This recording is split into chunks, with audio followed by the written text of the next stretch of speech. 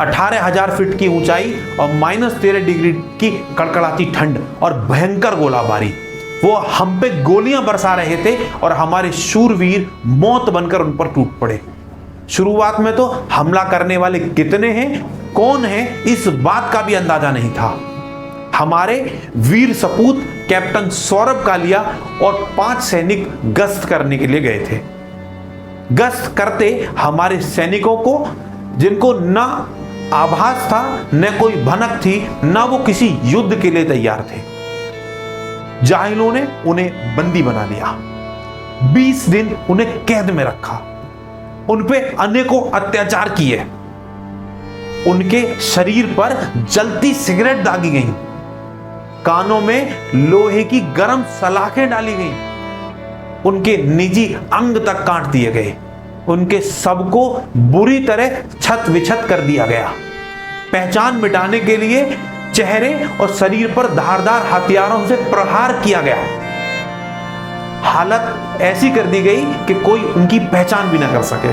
दुश्मन पाकिस्तानी फौज को सबक सिखाने के लिए हमारे वीरों के सीने में आग लग गई। उसके बाद जो मंजर हुआ वो दुनिया जानती है। चुपके से कब्जा करने वाली पाकिस्तानी फौज के छक्के हमारे जाबाजों ने छोड़ा दिए, मार भगाया कायरों को। ये जो वाकया है ये वीर गाथा है 1999 में लड़े गए कारगिल युद्ध की। कैसे हमारे वीर सपूतों ने दुश्मन को मार भगाया।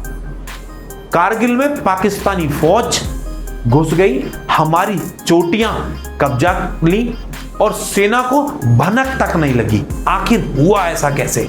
फिर कैसे हमारे सैनिकों ने कारगिल युद्ध को जीत लिया? आज कारगिल विजय दिवस की इस वर्षगांठ पर हम नमन करेंगे अपने उन वीर सपूतों को, अपने उन शहीदों को। जब कोई सैनिक युद्ध में जंग लड़ने मैदान में जाता है तो वो अकेले नहीं जाता, उसके पीछे उसका परिवार भी कहीं ना कहीं जंग लड़ रहा होता है। ये जो वाकया है ये 1999 का है, जब जम्मू कश्मीर के ऊंचाई वाले इलाकों में हर साल भारी बर्फबारी होती है, जिसके कारण पाकिस्तान और भारतीय दोनों सेनाएं अपनी पोस्ट छोड़कर निचले स्थानों में रहने के लिए चले जाते हैं। जब बर्फबारी होती है तो ऊपर से नीचे आ जाते हैं रहने के लिए। साल 1999 में भारतीय सेना निचले स्थान पर आ गई, लेकिन पाकिस्तानी सेना ने अपनी पोस्ट नहीं छोड़ी। भारतीय सेना के नए होने का फायदा उठाते हुए पाकिस्तानी सेना ने भारतीय चोटियों की तरफ चढ़ाई शुरू कर दी और चुपके से एलओसी पार करके लद्दाख में स्थित कारगिल पर कब्जा कर लिया। आकर के वहां पे चुपके से बैठ गए और पाकिस्तानी सेना कारगिल के कई इलाकों पर कब्जा करके वहां पे अपना कब्जा उन्होंने जमा लिया, लेकिन भारतीय सेना को इसकी भनक तक नहीं लगी। 30 मई 1999 को एक चरवाहे ने हथियारबंद पाकिस्तानी सैनिक को कारगिल की चोटियों पर देखा। उसने यह सूचना भारतीय सेना के अधिकारियों को दी।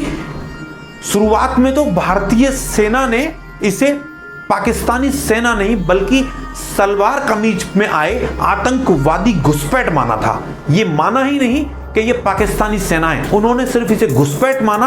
और 5 मई 1999 को भारतीय सेना के कैप्टन सौरभ कालिया और 5 अन्य सैनिक गश्त करने के लिए जब वहां जाते हैं, उन्हें बंदी बना लिया जाता है, उन्हें बहुत यातनाएं दी जाती हैं, हमारे वो जवान शहीद हो जाते हैं। तो पाकिस्तानी सेना ने कारगिल में भारतीय सेना के गोला बारूद के ढेरों को नष्ट कर दिया।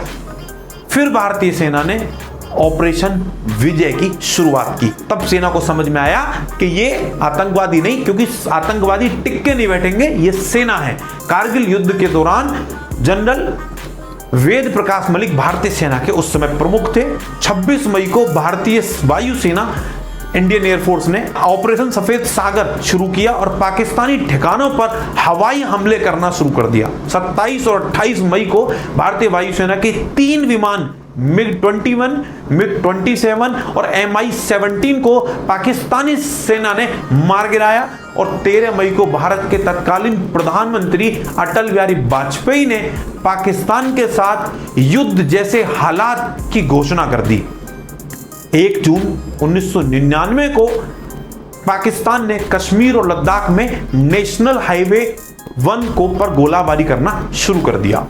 5 जून 1999 को भारत ने 3 पाकिस्तानी सैनिकों से बरामद दस्तावेज जारी किए जो आधिकारिक तौर पर युद्ध में पाकिस्तान की सीधे तौर पर भागीदारी की पुष्टि करते हैं। इसके बाद ये पुष्टि हो गई, सरकार ने पुष्टि कर दी कि ये जो है ये पाकिस्तानी फौज है। वैसे तो सेना की एकजुट लड़ाई रही, लेकिन नेशनल वॉर मेमोरियल के अनुसार 1999 में कारगिल युद्ध में 674 भारतीय जवान शहीद हुए।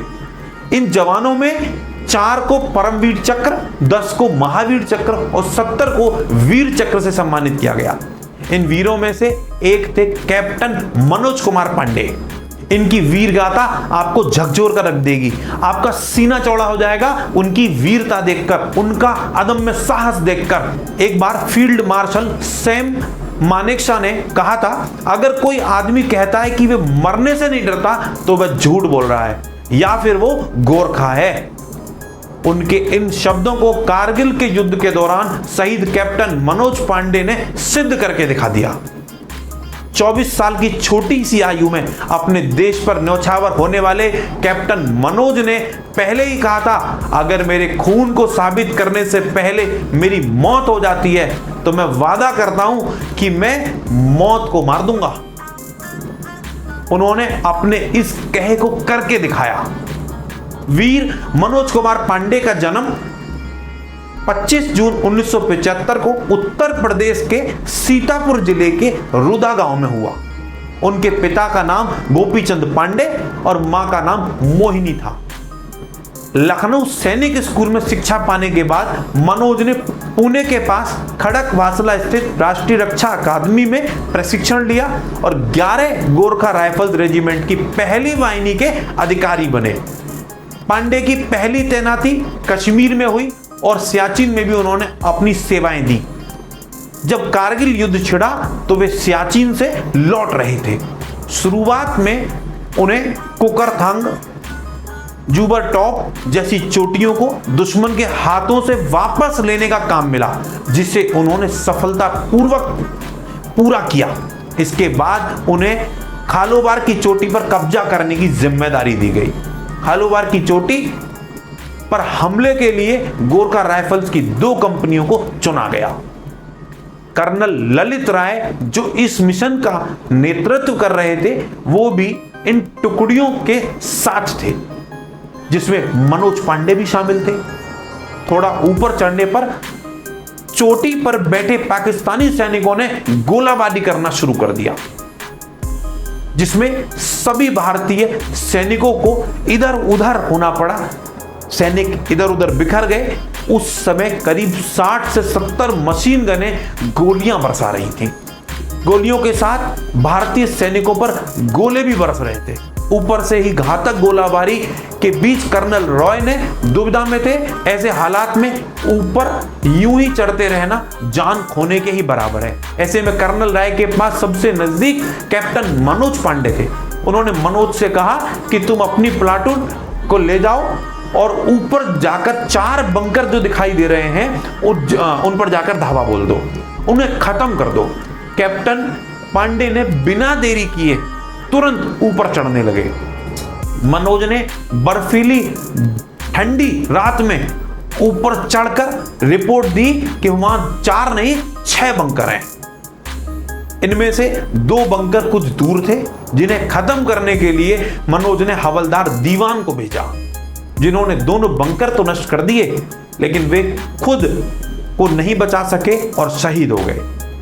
बाकी बंकरों के लिए मनोज रेंगते हुए अपने साथियों के साथ आगे बढ़े और मनोज ने बंकरों तक पहुंचकर उनके लूप होल में ग्रेनेड डालकर बंकरों को उड़ा दिया। जब मनोज तीसरे बंकर में घुसे तो पीछे से जब उन्हें घुसते हुए देखा कि 2 पाकिस्तानी गोरखा जवानों पर गोली चलाने वाले हैं। उन्होंने अपनी खुकरी निकाली और उनकी गर्दन काट दी। खुकरी एक हथियार तलवार की तरह होता है। जब तक उनके शरीर से इतना खून बह चुका था कि वह सीधे खड़े होने भी मुश्किल उन्हें हो रही थी, कैप्टन मनोज पांडे अब आखिरी गन पोजीशन की तरफ आगे बढ़े और उन्होंने बंकर के भीतर ग्रेनेड उछाला पर ग्रेनेड गिरने के और विस्फोट होने के बीच में 3 से 4 सेकंड का फासला होता है। इतनी देर में 3 गोलियां मनोज के हेलमेट को चीरती हुई सर में घुस गईं, लेकिन उन्होंने गिरते हुए नेपाली भाषा में कहा, ना छोड़नू, मतलब इन्हें छोड़ना मत, और वे जमीन पर गिर गए।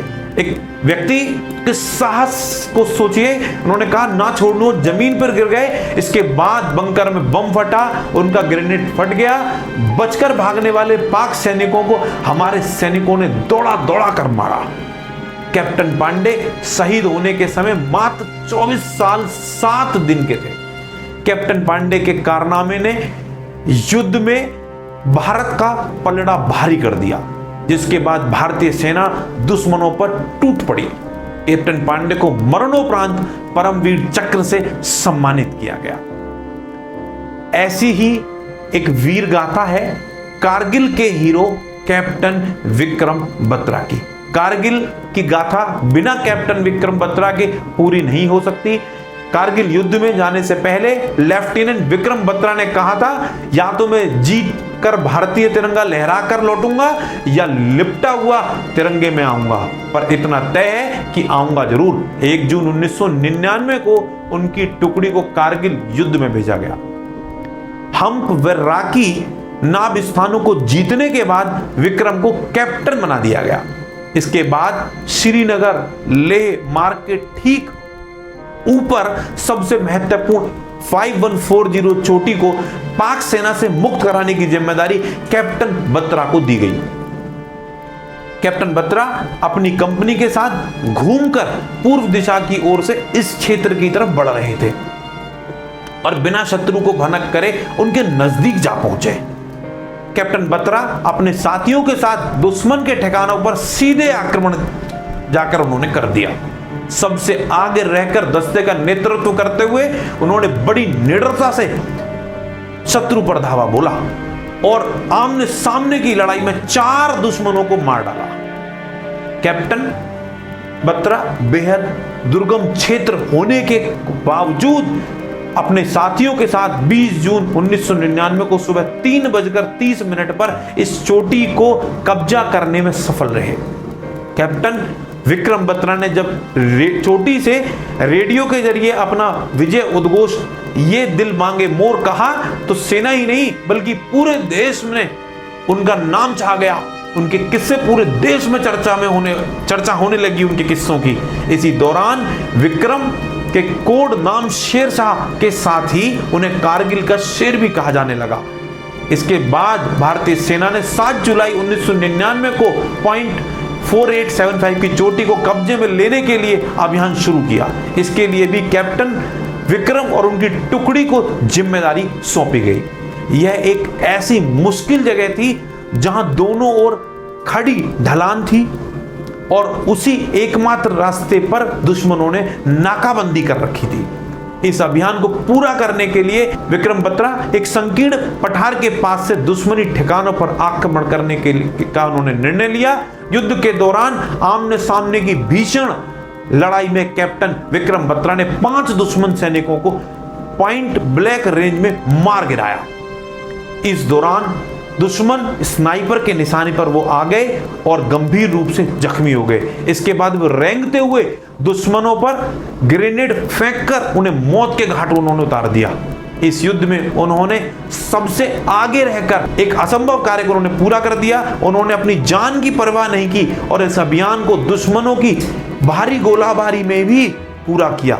बुरी तरह घायल हो जाने के कारण कैप्टन विक्रम बत्रा शहीद हो गए। विक्रम बत्रा को मरणोपरांत सर्वोच्च सैन्य सम्मान परमवीर चक्र से सम्मानित किया गया।